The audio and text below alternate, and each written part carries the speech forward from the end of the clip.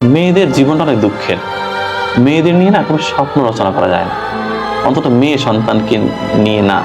কেননা মেয়েরা আসলে তার জীবনের কোনো কুল কখনোই ঠিক রাখতে পারে না। বাবার সংসারে একরকম অ্যাটিচিউড করতে হয় তাকে, বিয়ে হওয়ার পরে স্বামী সংসারে গিয়ে আর এক রকম আচরণ করতে হয়, আবার বৃদ্ধ বয়সে গিয়ে ছেলের সংসারে গিয়ে আর এক রকমের রূপ ধরতে হয়। মানে বলে না নারী বহুরূপী, এই কথাটা না একটা পজিটিভ অর্থ আছে আমার কাছে। নারী যে বহুরূপী হবে না, নারীর না নিজস্বতা খুব কম হয়ে যায়। সমাজটা এরকম যে নারীকে বারবার মানে স্রোতের মধ্যে ঠেলে দেওয়া হয়। নারীকে অনেক কিছু সইতে হয় এই জীবন, আমার মাকে যেমন সইতে হয়েছে।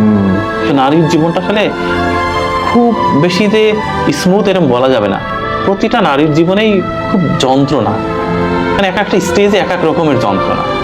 এই যন্ত্রণার কোনো সীমারেখা নেই। আমার তো মনে হয় প্রত্যেকটি নারী আসলে যন্ত্রণার মানে একেবারে বিশাল বড় একটা গোডাউন তৈরি করে রেখেছে হৃদয়ের ভিতরে। খুলে দিলে পৃথিবী প্লাবন হয়ে যাবে।